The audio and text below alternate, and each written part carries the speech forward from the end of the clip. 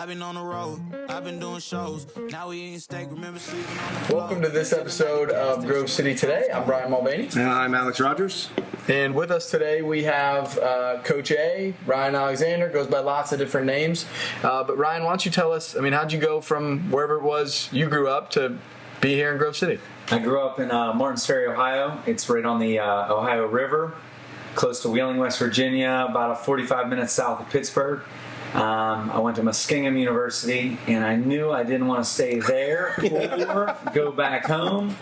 And I'd always had amazing times in Columbus, so I told one of my roommates he was going to go to law school at Capital. And I said, well, I'm going to move to one of those cities so we can just stay roommates and you can go to law school and I'll be a teacher. So that's how it worked out. Get out. The only other person I've ever heard from Martins Ferry in my life is Josh Lucas. Oh, yeah. Lucas is my boy. Love Lucas. So, and when I first got here, Lucas was still here. He was a teacher. And Mr. Lucas. I remember wearing Josh Lucas football jerseys as a little kid. Really? I want to watch him play in high school. So we were in an algebra class or something, and we're taking a test one day, and he had a temper.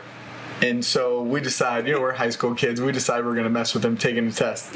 And so, you sit in the aisles and the desk or whatever. So one kid would start in the corner and then the next kid would, and then the next kid would, and we would pass it up and down the rows.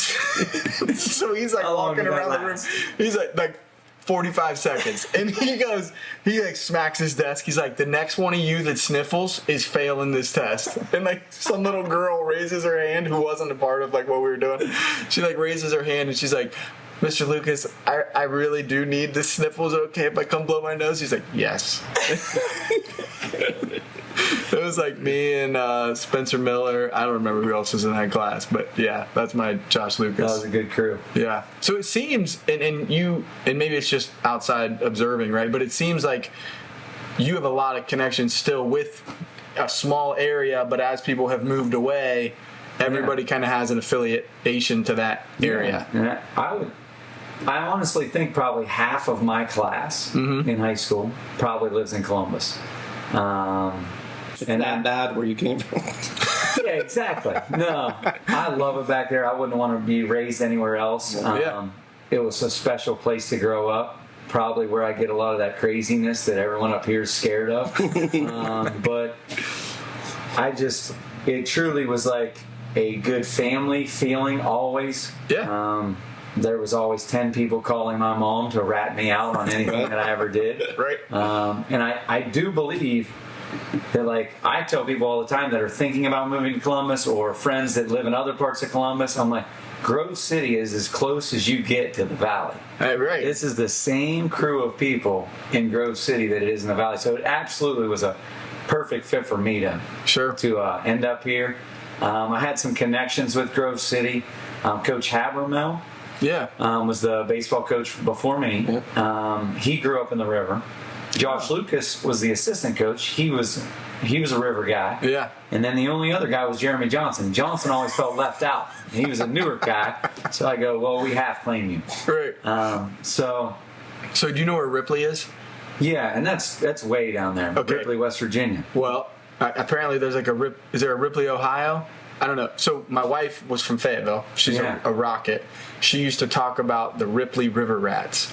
So I assume that was their mascot. I'm sure. It's not. Yeah. It's apparently a derogatory term. Yeah. So everybody calls us river rats. So I'm working at the Gap call center here, in between jobs, growing up as a kid, and this woman's grown woman, right? She's like, oh, I'm from Ripley. And I was like, oh, my wife's a Fayetteville Rocket. I was like, you're a river rat.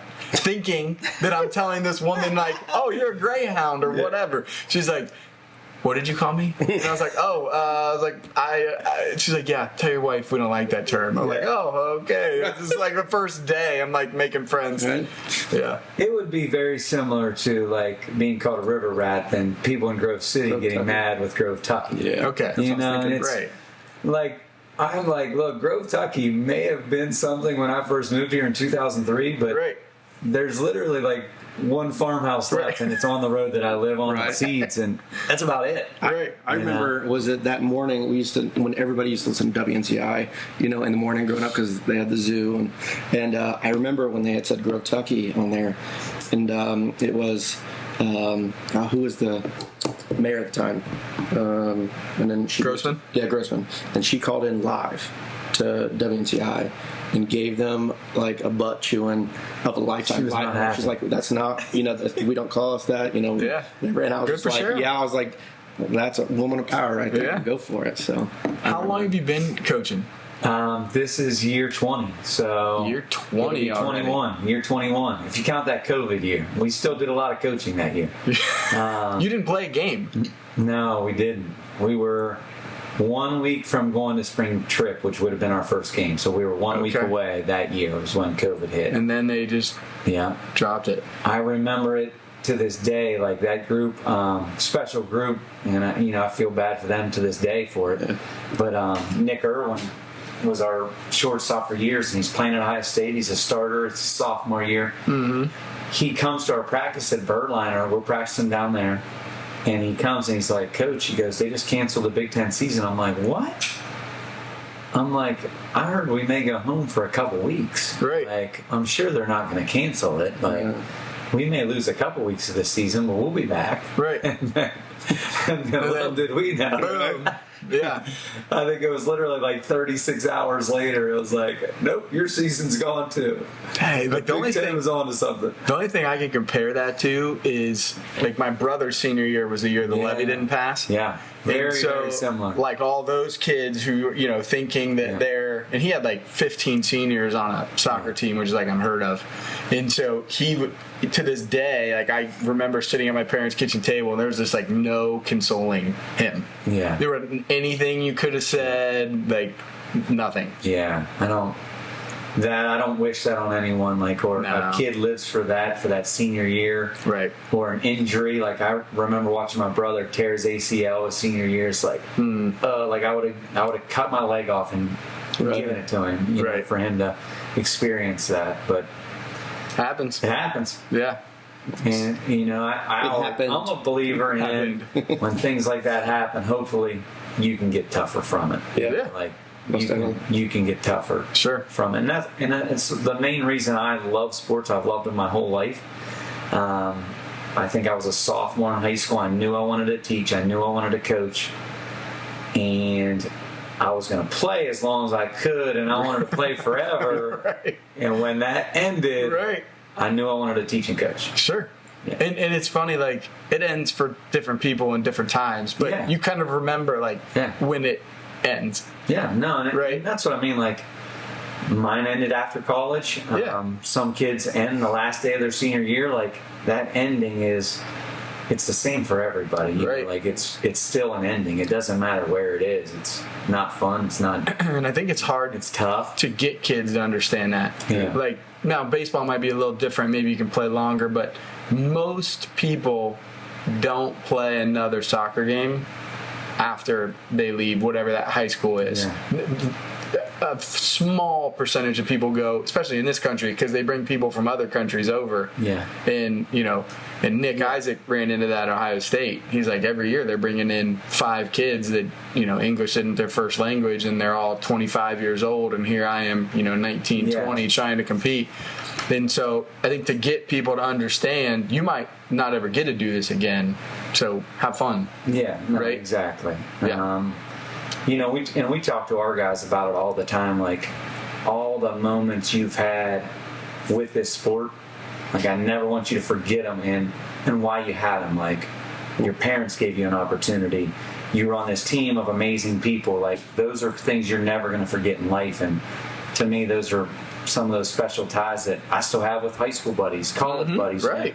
We're on those group messages all the time of those people that you were in those moments with. Sure. In the trenches. Yeah. In the trenches. And I tell our guys all the time, I'm like, it's never going to have a bearing on whether you actually played in this game or not. Oh, like last year we went to the state runner-up. We're one game away from being state champs. You're never, ever going to remember 10 years later who was playing second base that day or who was in the 3-hole. But Right. you're going to remember that you were all part of that. Right. And getting kids to understand that is Right. sometimes harder. But, I think, that's what we've been so good at with our guys is they truly start to believe, like, I'm a special part of this team. Mm-hmm. And getting everyone to buy into that is what it's all about. I think it's a hard part though for kids. It's more of a a life experience sort of thing. Yeah. You meet people. You lose people, and as we get older, we are getting older. Not you. Speak for yourself. Right? I was Dude, I was teaching when you guys were there. It was like one of your last games, and you ran onto the field to be at third base, and I was sitting there taking pictures right behind you, behind the visitor dugout, and I go, dude, you run so fast. And I'm just thinking, like, man, it took me forever to walk over here to take these pictures. And he was like jogging like nothing. I was like, oh my god. No, but once you lose relationships, lose people, then you start to cherish the little moments. Like you forget the fights that you had, with your family members. And so I think it's a piece for kids to understand. That is a great point because I can rarely think of the bad moments I've had with 100%. kids ever. Yeah. Now, if you talk to like Chase Annell, Mike Myers, if you interview those guys, they will come up with 50 Right. Times they got chewed out. Being crazy. Right. Yeah. But like you truly do remember all those great moments. Right. Yeah. Yeah, for sure. On the subject of guys like Mike, like Chase, who, have played baseball professionally, right? Yeah. What do you see? You have a pretty unique perspective, and I've talked about this before. In today's world, if the kid's not doing it at 4 years old, there's no way he's ever going to do it professionally. Like, what do you see that separates guys that, I don't want to say make it, because make it means different things to different people, right? But guys that perform at a really high level, like, what do you see out of them that maybe you don't see out of other people? I do think that the kids that we've had at those levels, like Mike was drafted early by the Cardinals. Chase was drafted by the Phillies. TK was drafted by the Phillies. We've had 3 of those since 2010. Probably, I don't know if anyone in Central Ohio has had that many guys drafted in a 12-year period. Right. I do think that all 3 of those, and there's another 50 of those guys that work extremely hard. Right. They truly value getting better. Yep. Mike, for instance, I think was the best kid I've ever coached at learning from everyone. Like if Bryan Mulvany, who's never pitched in his life, came up to him and said, I think you're holding your changeup a little too tight, like I'd do it like this. Mike would try it. Mm-hmm. Where I think, like, it's He'd throw it over the backstop if he took advice from Bryan. But it is a rare occurrence, I think, of a high school kid to want to learn from other kids. Like when you have success, like he does. When you have extreme success as a high school kid, I feel like nobody think you're on top of the world, and what's that guy now? Right. And he was the best I've ever seen at it, and that kid was crazy special. Yeah. But he always was looking for a way to get better. Chase, just freak of nature athlete that could throw it extremely hard. And I will even say that Chase, like growing up, watching him, he was never always on the best team. He was never always the best kid, and just always had that chip on his shoulder, like, I want to be the best. Mm-hmm. And it made him fight more. I talk to a coach all the time up at Massillon Jackson, and they've always been like a powerhouse. And he talks about that all the time. Like they have a A, B, a C, B team, a C team. He goes, 3 of our guys that have been drafted were all C team guys growing up. Mm. But he goes, them being on that C team, I think, is what made them what they are today. Right. Because they've always had to fight more than those kids that were on the A team. He goes, I've had more of those kids on the lower teams, drafted or play at a higher level than some of the other kids because they've had to work harder. Right. So I always kind of find those things interesting. And TK, he's just TK. He probably never wanted to get drafted, but he unfortunately did. So I love being in the dugout with him. He was one of my favorites to coach, and now he teaches with me and coaches with me every single day. So he can't get away from me. From an outside perspective, the 3 of them seem to enjoy it too. Like sometimes, even at a young age, there'll be kids that I have to ask myself, do you enjoy doing this, or are you here for, because somebody said you got to be involved in some activity. Yeah. But those three guys, and again, I don't have relationship with Chase at all, but they seem to really enjoy doing it and enjoy playing. Yeah. I think that we as a staff try to embody that as much in our group as possible. Is you better be here and having fun. Like we're with each other for 11 months of the year. We're about to go on a dead period in August, and that is our 1 month where I don't see you. Right. I also tell you to play as many sports as you can, so you don't have to see me for 11 months. Right. So like if we're together for 11 months, I start to find things that are more negative about you than the positives. Right. So it is rare for us to hang out for 11 months and be like, man, this kid works his face off every single day. We're together 11 months. Right. You're going to have some bad days in there. Right. But if you play football for 3 months and I don't see you, I don't know if you're having bad days. Right. So I do try to get our kids to play as many things as possible, especially when you're younger.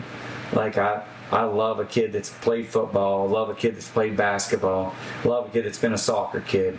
I do feel like soccer is that one sport where once you're in, like it's like a fraternity, and they don't let you out, and they don't let you play any other sport. It doesn't get you, and a lot of that skill set doesn't translate. Yeah, you know what I mean. But we're not good at many things. I do think that skill set. We never had soccer in the Valley. Yeah. Never saw a soccer goal. Never saw a soccer ball. The closest we came to was kickball. Yeah. We didn't have field goal kickers. Every school down there went for 2. Get out. If anything, there was like a big lineman with a block on his foot that would kick. Yeah, right. Because no one knew how to play soccer. Right. So like growing up with that, I didn't know anything about the sport. I come up here. All 3 of my kids love soccer. Mm-hmm. I think that the footwork and being able to know where your feet are, an amazing skill. My favorite sport for young kids is soccer. Mm-hmm. Like I just feel like youth soccer, like when you first start, that 5-6-year-old is just chasing a ball. 100%. You're like running, chasing a ball, and then you have to figure out that timing to put your foot in the dirt to kick the ball. Right. Where I feel like that skill set can translate. Translates to a lot of different sports, and learning to use your body, learning where your feet are. Love that sport for young kids. And people always come to me and they're like, if you had to pick between t-ball and soccer, and which one's going to make you a better baseball player later in life, I'm going with soccer. Sure. I just feel like t-ball eliminates half of our good athletes because they have to sit there and go one. No, like I don't want to do this. Like there's always one kid that loves baseball. He's sprinting around getting all the balls. Right. The other ones are like picking flowers. And there's videos of me running the wrong way. doing that. I have the glove on my head in the outfield over there, and I'm just like picking flowers, and that's when they need to pull me. So you talk about never seeing soccer in the Valley. So my wife is from Fayetteville, Brown County. Yeah. They were the opposite. They played soccer games on Friday nights. Like that was their football. Wow. So I go down there one Thanksgiving, and my brother-in-law is like, "Hey, we're gonna get some guys together. We're gonna play football." And I'm like, "Great. This is the kind of football I like to play. I don't like to play the kind with pads. Mulvany I don't like to play the kind with. I don't like to play the kind with pads, but I'll play the other kind." And so these guys are picking teams, and these guys all know each other. It's a small town, and so I ended up on whatever team my brother-in-law was on, and they're like, "Well, who knows how to throw it?" I'm like, "You guys don't know how to throw a football?" Like, they'd never thrown a football before. And I was like, "Well, I know how to throw one." I was like, again, if I got to be the guy who's throwing it to you, that's a problem. But I know how to throw it. And then so I'd be like, "Hey, you go run a hitch, and you go run a fade." And they're like, "What?" No I'm idea. like, "Okay, you run to the tree and turn left, and when he turns left, you keep going." and you just never, if you don't grow up with it, you take it for granted. For sure. Yeah, but I've never. Oh, I can only imagine like people coming from other countries, like our infatuation with the sport of football is probably insane. Yeah, they don't get it. Yeah. I joke that there's whatever actual religion you have here in Columbus, and then there's Ohio State football. Yeah, and I'm the same way. Like, I can't wait. Like, I can't either. Those stadium pictures popped up this morning. I'm like, get goosebumps already thinking about it. Yeah. And my wife, like, she grew up, her dad was a Buckeye. She grew up in that her whole life. So she's almost like put off by it. Right. Because it's like, so. She lived in that world. And I'm like, I loved this since I was 5 years old. Right. Speaking of that, like growing up in a world, right, and then being put off, your kids, even though you coached for 20 years, you don't have kids that old, your kids have, all they've known is you as a coach. Yeah. How do you balance how much you love to coach versus not having your kids try to feel that way? Yeah. Do you know what I mean? Still spending time with your kids. And my wife, she probably has a different answer on this than I do. I grew up helping high schools and helping teams as a young kid and thinking, man, this was awesome for this kid because his dad is the head coach. Yeah. I got some buddies like that. And I was like, this is awesome. But, you know, like, as a coach, you also, like, I miss a ton of stuff in the spring. Many of which my wife lets me know about. But I do sprint from the second that we get done to some field that Mulvany has us in for soccer, or Coach Nyrider has his Riders baseball team. You know, who knows where they are. Right. But I do sprint there because I do know how valuable those moments are. I do think that Ryder's now 10 as well. Any day that he has off, he wants to travel with us. That's so awesome. I do know that he truly loves it and wants to do. My wife thinks he doesn't want to be with baseball, he wants to be with me. But I'm like, I either think he or. likes a little bit of both. Yeah. And at the end of the day, do you care which one it is? No. Like, you know what I mean? At the end of the day, you're like, it's still really, I don't care whether he wants to be here for baseball or whether he wants to be here for, you know, soccer or whatever. Yeah, so it's usually him and Harper, and those two are always at the field. Yeah. When Avery comes, she's now that old teenager. She starts like she's mad she has to be here. So, Right. those two are like two peas in a pod at the field. Everyone knows them. Yeah. They run around crazy, and That's awesome. Yeah, I wouldn't want it any other way. The question awesome. I was thinking about earlier before we had started that, so going backwards to younger Coach Alexander. Then we had talked about, I think, in a different podcast about, I remember when you first came to Grove City, we were freshmen or sophomores.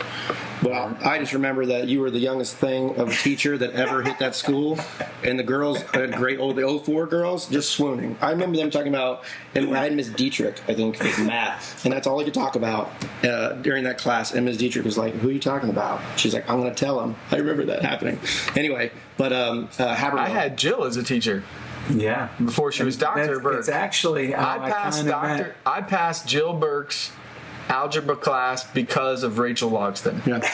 110%. I do not like math. I do not like it. It was like towards the end of the day, and like I just didn't like it. And Rachel Logston helped me pass. I think we were in that same Dr. Jill's class. Same class. That was my first year. That was my first year at Grove City. Was 03, 04. About 3 or 4. Yeah. Okay. So 03, 04. I graduated in 03 in May. I started teaching there. Right. You know, and I remember that as I was 21, turning 22.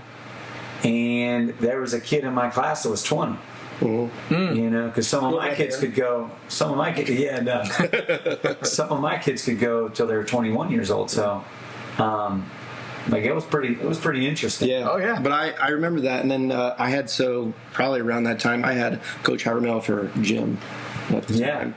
And amazing guy. What was that transition like? Because I know Habermill had been there for a while. I don't know who his predecessor was, but how long was he there with you, coaching? Yeah, so I was his assistant for 5 years. 5 years. Yeah, and then in 2009 he retired, and that was my first year. Yeah. So my first year was 2009. Jared Hill, the Poole brothers, Patrick Jackson, David Kennett. Yeah. So a lot of those guys. Great group to come up with.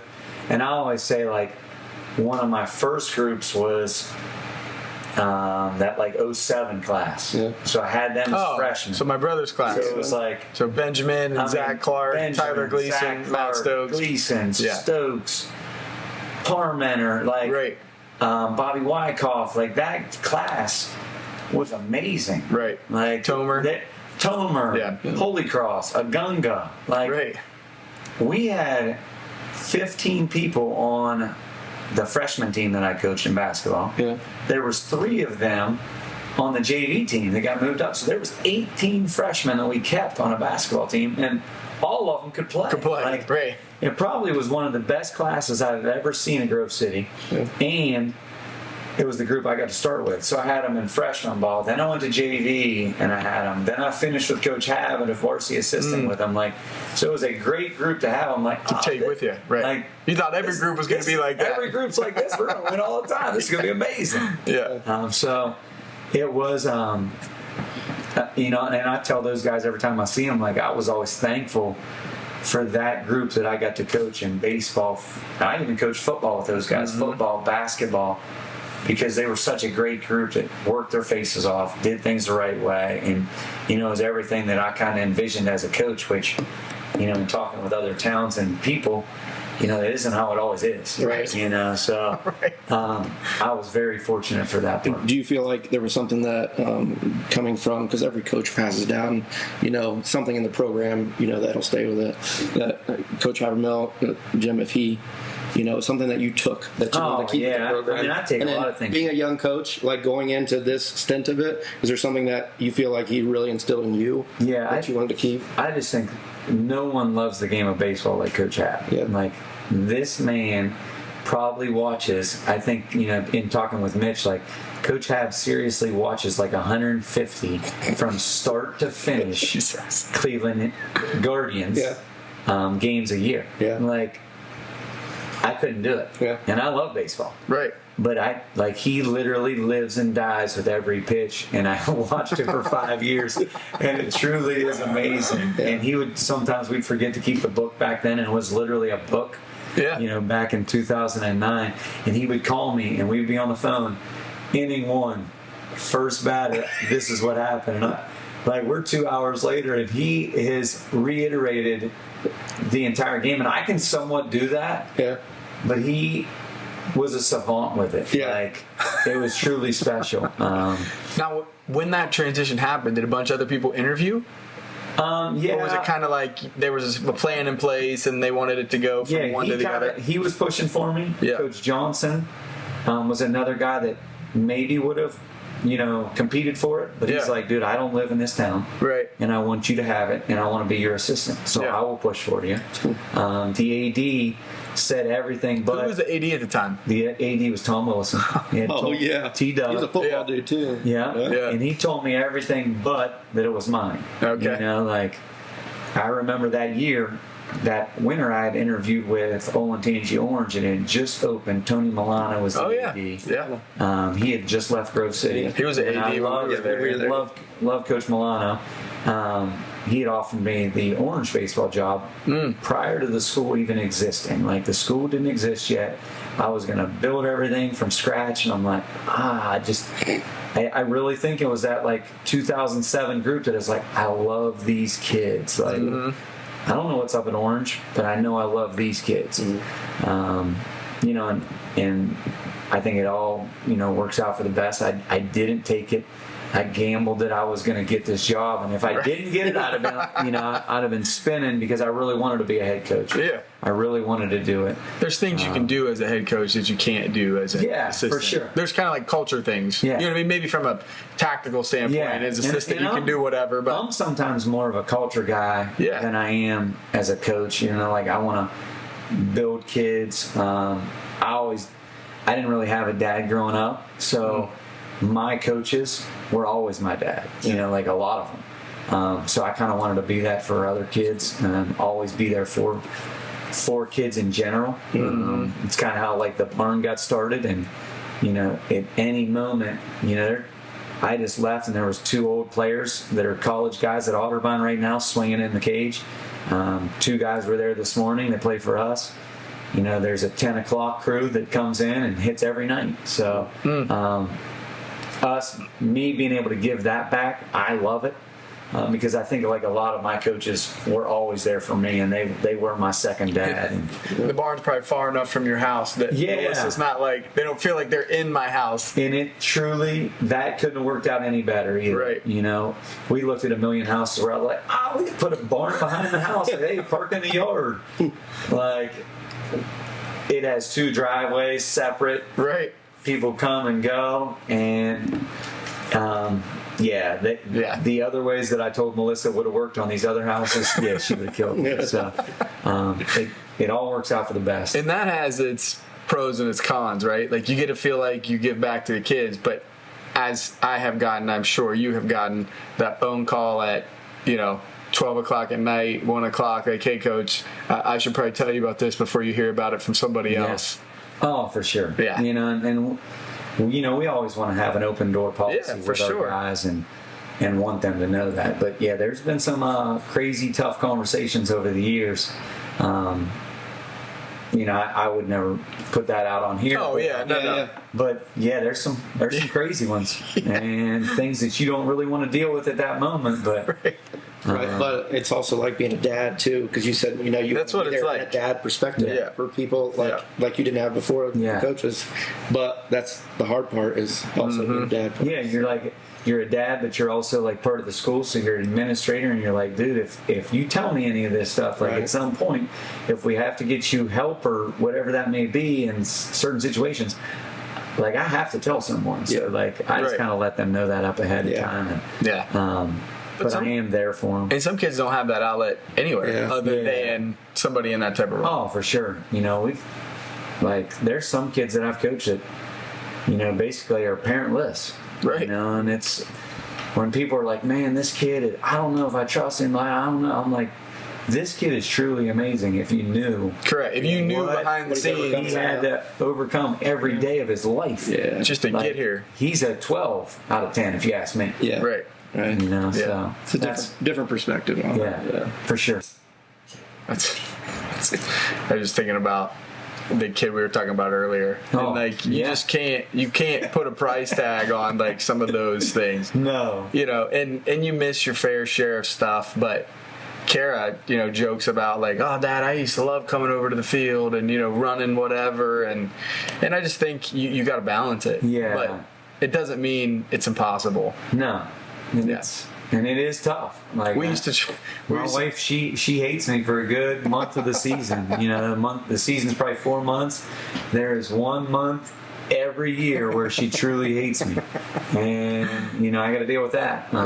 We used to do a vacation before soccer season or a vacation after soccer season, and it officially ruined the Outer Banks for our family. Like, we tried to do the Outer Banks at the end of soccer season, and that was like a year where we randomly won more games than we normally do in the playoffs. So we get to North Carolina like the first week of October, and I've convinced my wife like it's going to be great. Lots of people go to the Outer Banks.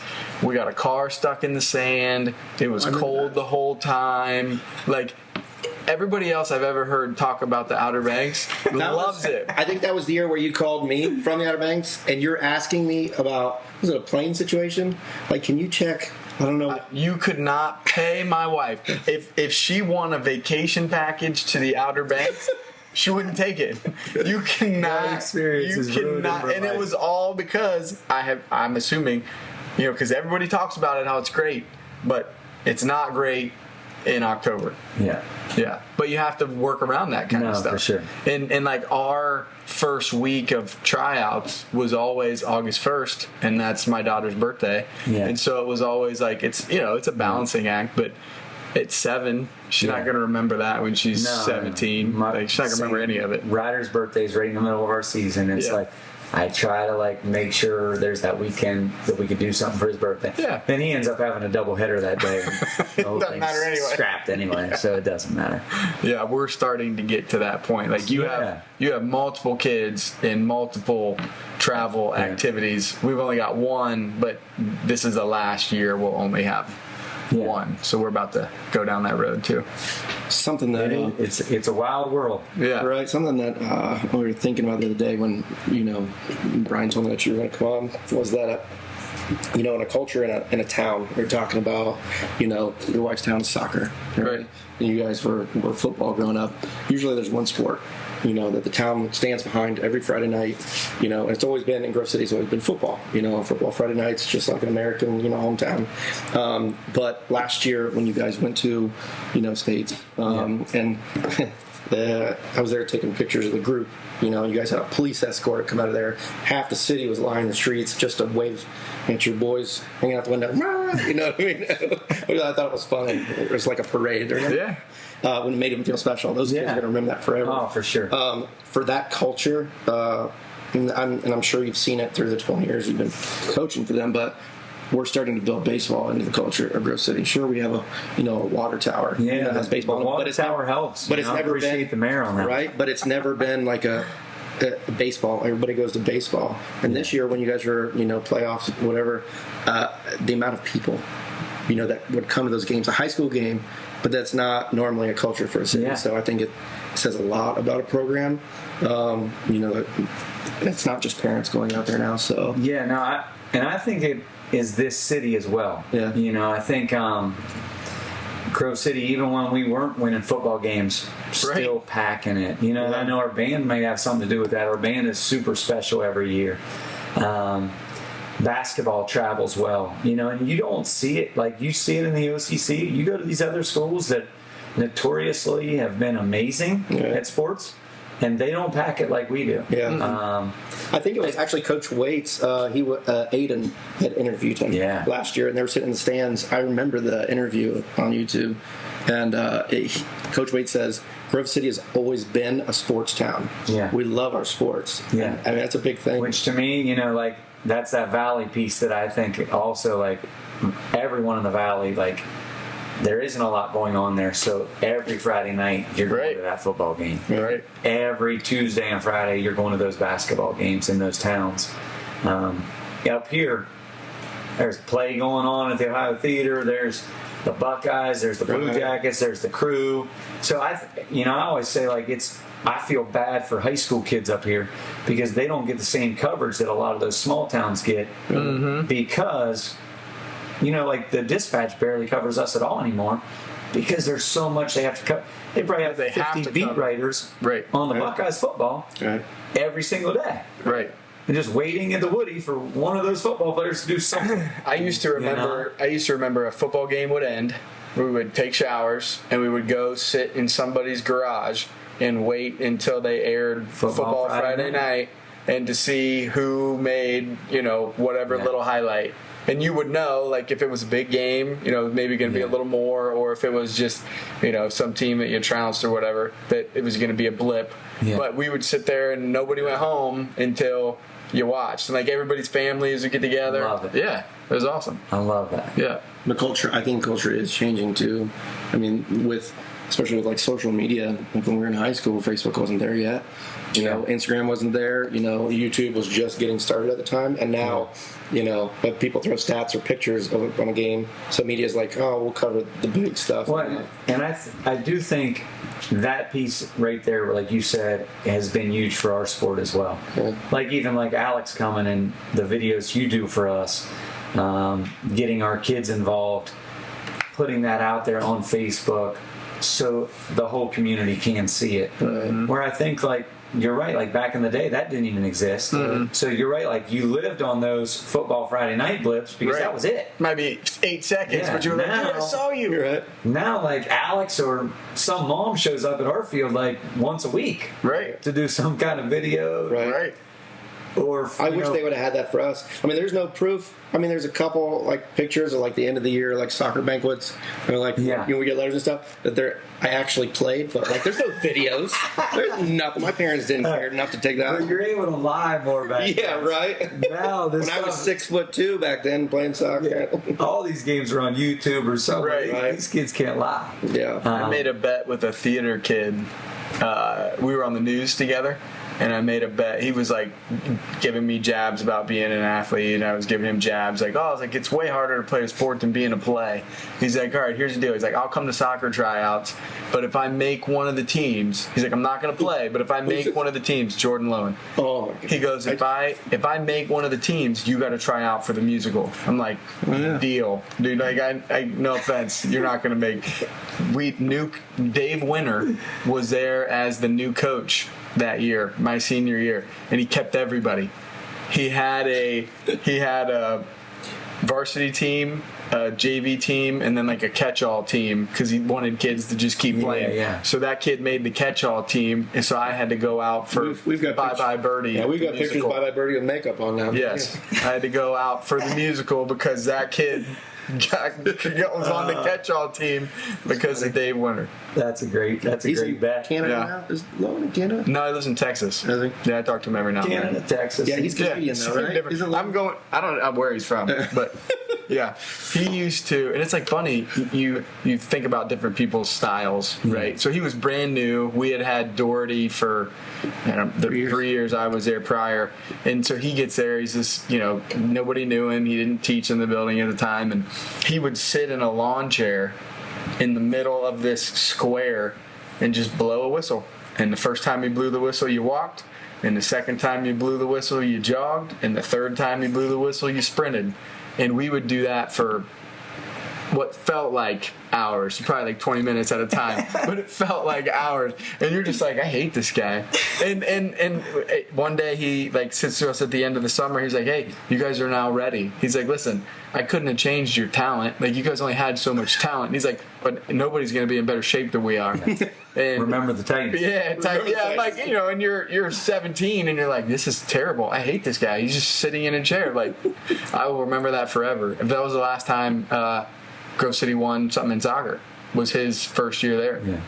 Yeah, that was crazy. I will say that probably too. My coaching style has changed a little bit. Sure, you can't do that anymore. The old guys would say that anytime we lost, they knew they were going to have to run for a half hour. Right. So, like, we were not going to lose again by running. Right. But now I'm like, I don't want you to run because I also don't want you to lose 10 pounds, and I need you to be bigger, faster, and stronger. Right. So, Right. like, I need you to be able to. That ball needs to travel not 300. It needs to go 320. so I definitely feel like I'm sorry to those old guys, but Right. we probably cut down on some home runs and stuff by making them so skinny throughout the year. Right. You got to evolve. Yeah. Things change. Things you used to be able to do, we you didn't can't lose do. a lot anyway, so it was a rare occurrence. Right. So, like, there was an old coach at Grove City, and I'm not even going to name his name, but he used to say, like, as soon as you lose the game, the next day better be really hard. Right. Like, send a message, like, we're not Right. losing again. Right. So, I just don't, I do think you're right, like, you can't coach like that with these kids anymore. You can't. No. And I think it's a different age, it's a different But kid. do you feel like it's almost coddling them or making them softer? No, I mean, think- our I old think it's guys just all different. come back Yeah. and say that I'm super soft on these guys. Yeah. But these guys would be like, man, you're still pretty crazy. Yeah.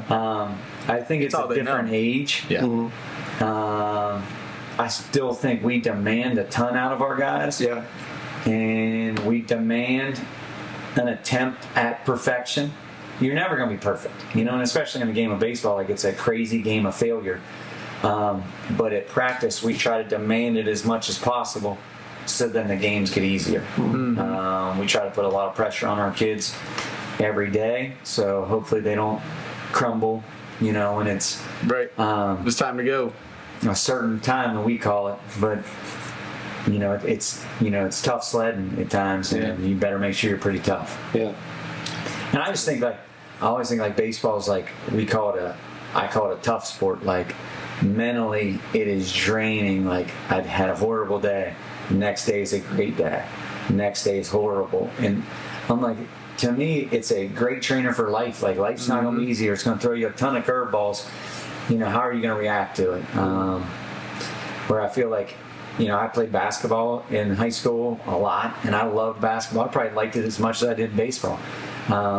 But you never have that chance to think about things. Like, when you play basketball, like, you show up, you sprint everywhere, and Right. you don't have time to think about, why did I do that on that at bat? Like, it's it wasn't as draining as baseball is. Strike out, and you got to wait for 8 other people to go hit. You're till 45 more minutes till you do it again. Right.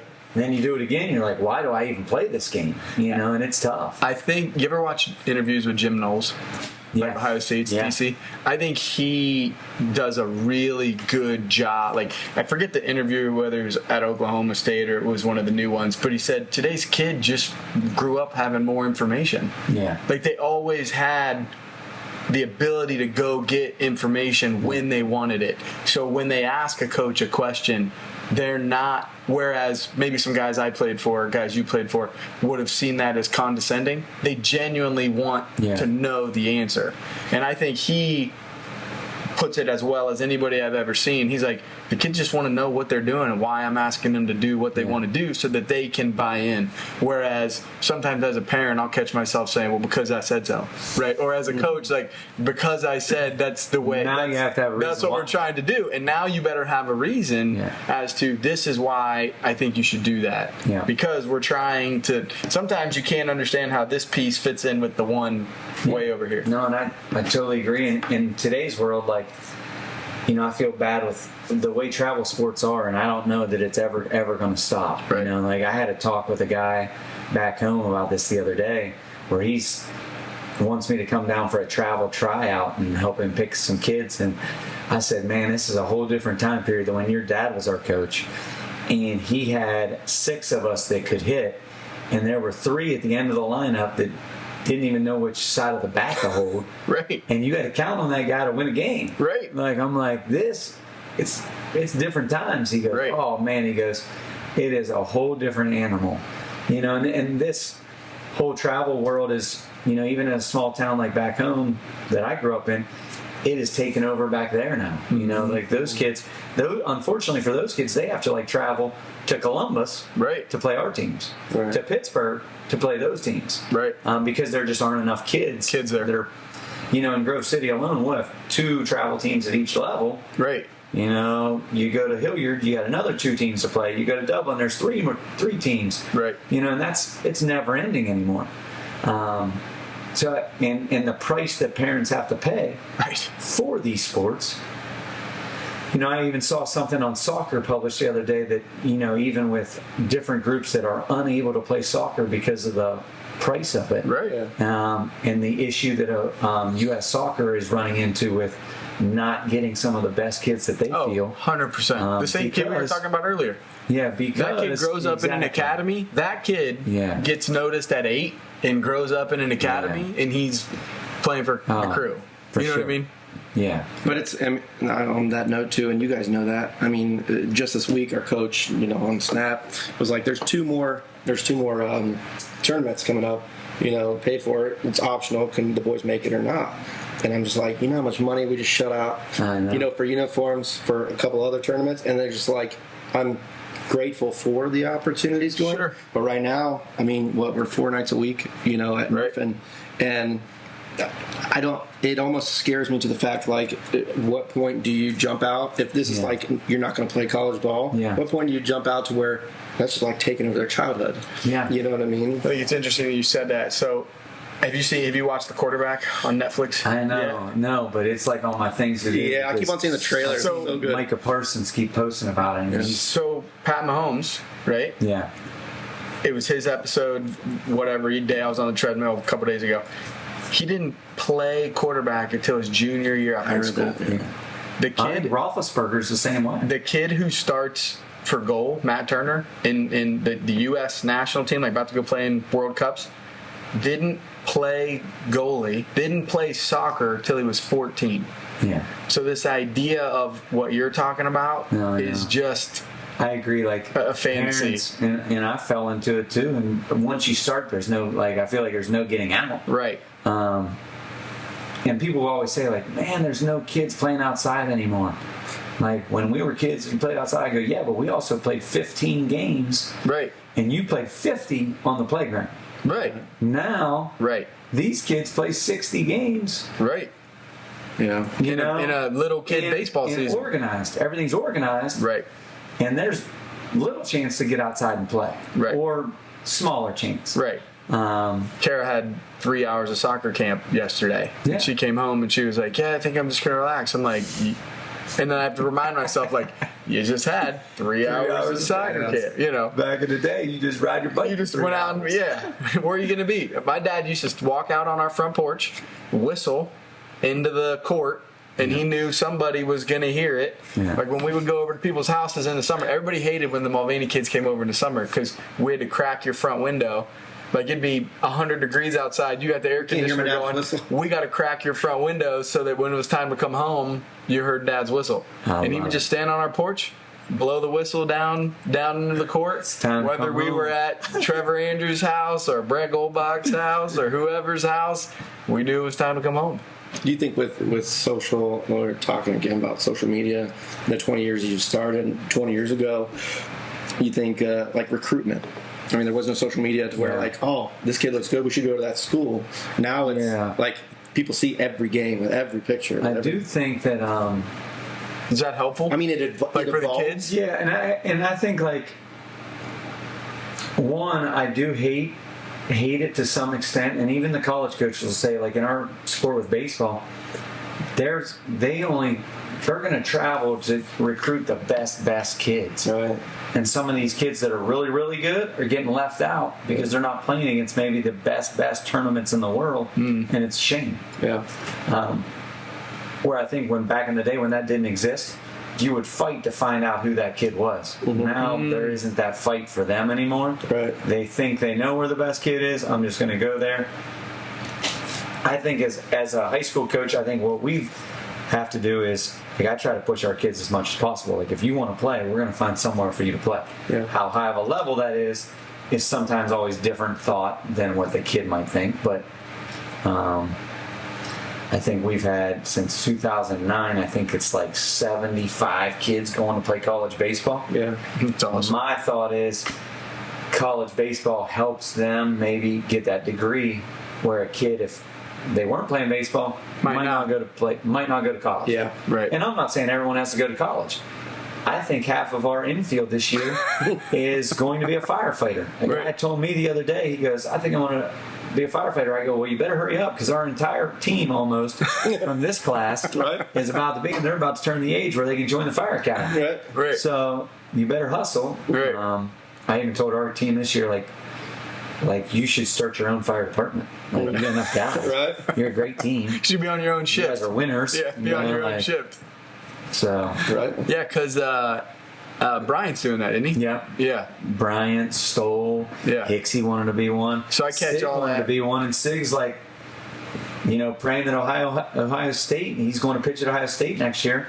Starts a fire academy. Right. But call me stupid unless you're like LeBron James.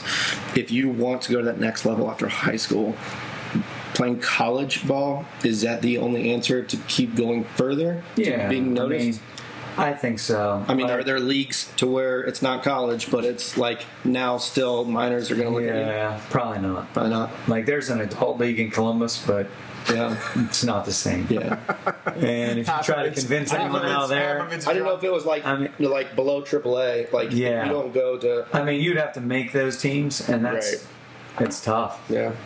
And that world is so tough. Chase, just officially retired, I think, about 2 days ago from the Phillies, really? and he was pitching unreal. Yeah. Like, pitching great. He thinks he's going to get called up. Goes in. His coach is like, you must be going to AA. And they're like, we're releasing you.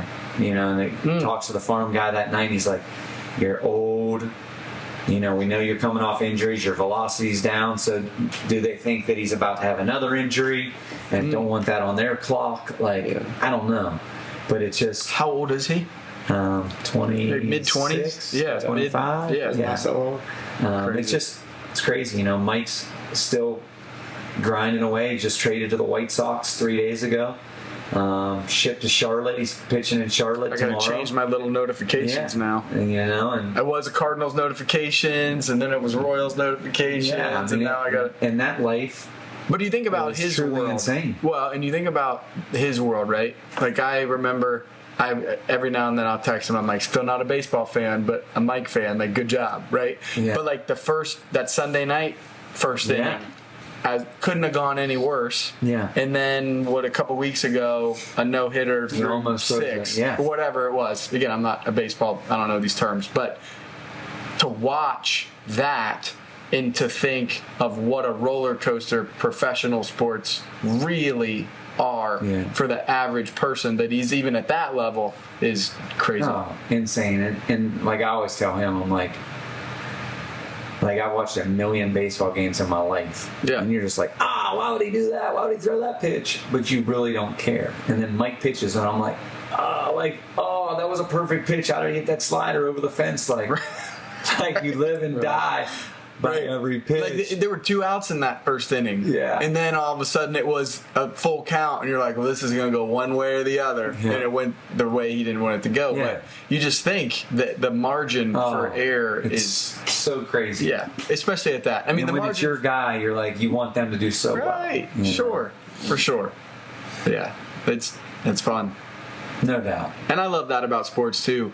Kids are just going to learn things, and maybe they would have learned it earlier in life, but it forces them to learn it right now. Yeah, and like forces me to rely on this person. You know, you talk about Bumblebee soccer, right? Yeah. And then you got them at 7, and like you're still trying to convince them, like, let her see if she can do her job. Don't chase the ball. You stay over here. You let her see if she can. You know, I'll yell at Ryan's daughter. I'm like, because if she wanted to, she could run all over the field and take the ball. But I'm like, you can't do that for 60 minutes, and I don't need you to burn yourself out in the first 16. You stay here because that's where the ball's got to come back, and then we'll go somewhere else. Yeah. But teaching people to rely on other people at a young age, I think, is awesome. It's, you know, to me, you know, that, you know, extracurricular part of school and sports, you know, there's nothing that compares to it for me. No. But that's also coming from me that did it my whole life. Correct. You know? So, like, I see that part where another kid, like you just said, a theater kid or a band kid. Right. You know, I always say, you know, in this town, our band is amazing. Right. They're amazing because they work extremely hard. Like, people just think, like, that band shows up and they're amazing. Nope. Like, Go stand over there like, on any given day in the summer. Yeah, and I tell our parents, like, if you ever want to complain about how long our practices are, like, don't let your kid be in the band. They practice during school. They're going to practice for 3 hours after school. Right. Like, you ain't going to see your kid. I hadn't spent hours and hours sleeping in my mom's minivan, in the back of the minivan, waiting on my sister to come out of band practice. Yeah. Like, literally, and I would never admit it to my sister at the time, but, like, soccer practice was nothing compared to what they were doing. Right. They were doing it 24/7. Dude, I was in the chorus of the musical, and I'm sitting there with Mrs. Kenneth She used to get so mad at us. Dude, I'm sitting there with Mrs. Kenneth for hours after school, and I'm like, listen, I think I pretty much got my part down. Like, no, like you're there. What if this person gets sick? Then you got to step in for this person, and you're like, that's why I got good at euchre. Yeah, that's where I probably learned how to play euchre. Yeah. What? How much longer do you think you can do it? How much longer you got? Do this for years. It's on record. So. Good. Yeah, we do this for it. years. Yeah. But yeah, there's some other parents that always were like, promise me you're going to be here 6 more years or I'm selling this house. And I'm like, no, I'm not going anywhere. Like, one, I got 20 years into teaching, so no one's going to accept that. Right. That's a thing people don't think about. Yeah. Too. So, like, I'm here. Right. You know, and I'll coach baseball as long as they want me to do it. And as long as I feel like I can do it at this level that we do it. You know, and we do things That's an interesting the right way. Yep. And we do things with a lot of hours involved. Yep. And whenever I feel like I can't do that, like, I don't think that I want to shortchange the kids on what my standard is. Yeah. You know, and I know, like, a lot of our kids, they don't believe in my standard. And that's fine too, but you want to be a part of this, like, you're going to be a part of this standard. Right. So, you know, I can't, for me, you know, I tell a lot of younger teachers, and they're struggling with that teaching and that day-to-day, and that, like, they feel like school just beats them up and they don't know how long they can do this teaching thing. And I'm like, if I didn't have baseball, I don't know that I could teach for year 21. Right. Like, and for a lot of those years, it was multiple sports. So it's like, it literally, when I graduated college and became a teacher and coach, and I started, and then, like, I remember 22, like, I was teaching, coaching, and then I was sprinting to Berliner to play like softball. Sprint to my roommate was a basketball guy, so he had me playing basketball all over the city. Yeah. Then I like be like at Flanagan's playing beach volleyball. Oh like, yeah. Like it was I was in 6th grade again, and it was the best. And you had money to do it. life. And you had money to do it. In time. Like My I wife was and I going call to all that. these events, but my mom didn't have to drop me off. We call that time BC, before children, in our life. Courtney and I call that doubt. BC. No doubt. Yeah, I remember when Starner, when I got a first check for coaching, I was like, they paid me to do that? Like, I would have done that for free. Yeah. You know what I mean? Like, but I think it's interesting you talked about to your standard. Like, Yeah. And I think you see people that hang on, maybe, whether it's in a career or, in this conversation, you see people in pro sports and you hear them say things like, listen, I didn't retire because I didn't like playing. Yeah. I just couldn't do the preparation that it takes to play at the level that I wanted to play at. LeBron was just talking about that the other night on his the announcement. I don't know what ESPN event it was, but that's what he was talking about, that same piece. Yeah. And what a cool thing to be able to have, like in his shoes, right? Yeah. To be able to maybe be in a position to have a season with your kid. Yeah. You know what I mean? No doubt. Yeah, like I think 20 personally, seasons with his kid. there's a lot of people who, I think because they're bored, hate LeBron. Yeah, for but sure. you can't point to a better example of giving the world more expectations than anybody else And handled it. Yeah. And handled it with not That a father piece is figure. truly amazing. With not a father, you know what I mean? There's not a better example. There's a million other examples of this guy's going to be the next. Yeah. Name the sport, name the whatever, and you don't know who they are No today. doubt. And I know he's done some political things that probably rub people the wrong way. that's fine. We don't And even get into that. That's stuff that Rogers has to deal with every day Right. on GC Connect. Yeah. Save that for that platform. Yeah, a more civilized platform. Yes, Yeah. for sure. But I think that's just, and you wouldn't know who he was if not the outlet for sports. No, 100%. Yeah, I think it's awesome. Yeah. Super cool. I need to get into pickle. That's why I'm really ADHD. You're going now it's pickleball. public. Pickleball. I was thinking about pickleball in the barn, and we had talked about on another episode. We had talked about the gentleman that you were helping trying to find a house, and he needed his backyard have enough dimensions to have a professional pickleball court. Amazing. And I'm just thinking, man, Melissa, could put something- Melissa's uncle. I do not know the rules of pickleball. Yeah, I've played it a few times. It's a blast. It's But a great he city. opened that like 24-hour pickleball like up north. really, So I have some pickleball ties. I'm just looking for hours to get started Right. on pickleball. That's why Hey, people are Coach like, do you Hab- golf? I'm like, no. I don't I have know. the time. Coach Hab, is he into pickleball? Coach Hab I Senior can see and that. Coach Hab Junior, Yeah. they love pickleball. So and that- they play all the time. I tell you, Okay. and kind of like a reference to that. So when I did have Coach Hab for gym for PE, literally the biggest sport that we played, and it went way too long. Like you learn about it, and Yeah. you test over it, and you went, and then he decided to take it like a month further because we were being really competitive, and it was what do you call it? Badminton. Oh, And yeah. that dude always complained, don't do things like I used to, and he was kicking all of our butts. Oh, and we yeah. were determined to knock him out. It was Clay Schaffner, and he was just like, I hate that dude, and wouldn't talk to Coach Hab whatsoever because he kept kicking his butt.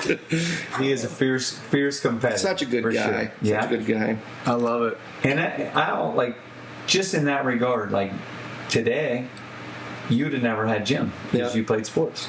Now, Right. none of those kids that play sports take gym class. Yeah. So it's it's a whole different world. I don't know what I'd have done without kickball no. or prison ball. Right. We used to have this game at I love gym OPH classes. called prison ball. Yeah. Yeah. And it was the best game ever. We used to take our uniforms.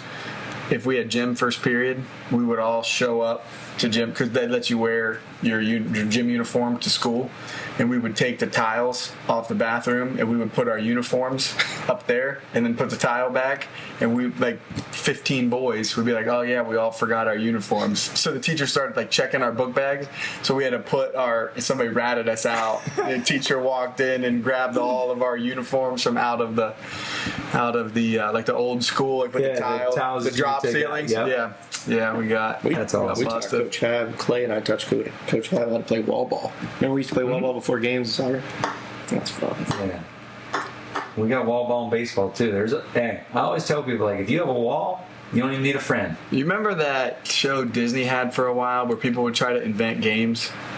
I don't remember what it was called, but they would like try to invent a game. It was like back when Bug Juice used to be on Disney Channel. They would like try to invent games, and So we try to, like, honestly incorporate some of those old games and stuff that we used to play, because I feel like they're being lost. Yeah. So like we do this thing on Tuesdays called Barn Days out at our barn, where we just had one this morning. But we try to incorporate a different sport every week. So next week is actually soccer. So all these baseball kids are going to have to play soccer for that other sport. I was doing the mic'd up, and you guys were all playing basketball. Yeah. In there. So today was basketball. Yeah. So we did basketball today. Coach Hab 2 weeks ago taught pickleball to all those kids. Yeah. And like, who you got coming out to do soccer? I honestly, I think Coach Hab's going to run soccer, but He will. Yeah, Destroy I love it. exactly. I love it. Just trying to incorporate other sports, because like a lot of these kids, might be baseball only guys at the age of 10, and I want them to know other sports There's and other stuff out events, there. and there's other things, and maybe you find out that you like it and want to compete. And I'm always like a guy that believes in like competing. Like, I don't care what we're playing. Like, if you're playing tennis, we're playing ping pong.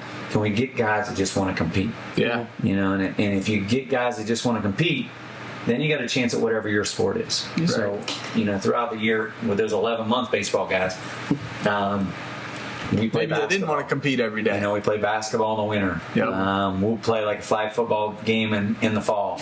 Just try to mix in different things where I think, I always look at our baseball guys in the fall, and I tell them to look over. I'm like, look, those guys are wearing helmets, they're wearing pads, and they're sprinting. I'm like, there's no speed training that you can do that's going to be better than that. When they take that stuff off, they're going to be faster. Right. So what are you going to do that's going to keep you running with those guys? So I never played down a football in my life. I went to Our Lady, just a soccer guy. Yeah. Parents had me do little stuff when I was a kid. I go to Grove City. I'm like, this is new. I'm going from the Catholic school. I get to go to the public school. Soccer's not cool here. Football's cool here. I was like, I'm going out for freshman football. So we're like doing 7-on-7, what they would call 7-on-7 stuff now. And that stuff was a lot of fun for me, and I did really well at that. Like, they do speedball. I'm like, I play speedball in gym all the time. This is great. So, time to vote for captains. Me, Justin Lucas, somebody else. Probably Joey Riley and somebody else. Sean Furlong. I never put on a football helmet in my life. Now you're the captain. And now they're like... So, I go out. The first day we've got pads on, and it is the most terrifying thing. I'm like 15 years old, never worn them. And I'm used to like my peripheral vision, and then all of a sudden I'm like this.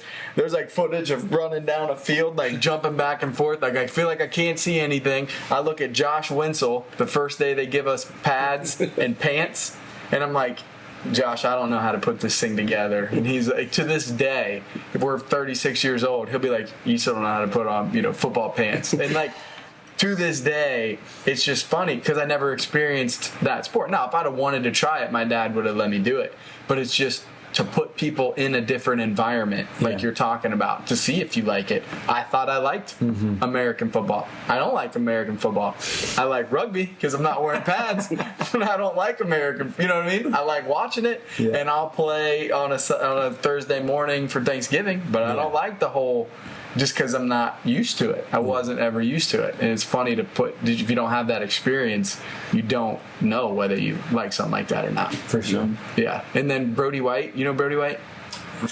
Coach White. So he was a freshman football coach. Yeah. So like as adults now, he's like, the team elected you a captain. We had to find a place for your sorry ass to play. Like, 'cause you couldn't tackle, you couldn't Just run. Couldn't do anything. You couldn't do anything. But it's hilarious. That is funny. Yeah. And I was like, I'm going back to soccer. I didn't like this very much. I just wanted to do these 7-on-7s and Can we just do that? in condition. Yeah, like the kids that do the 7-on-7 now. Like, I'm in on that. Yes. Yeah.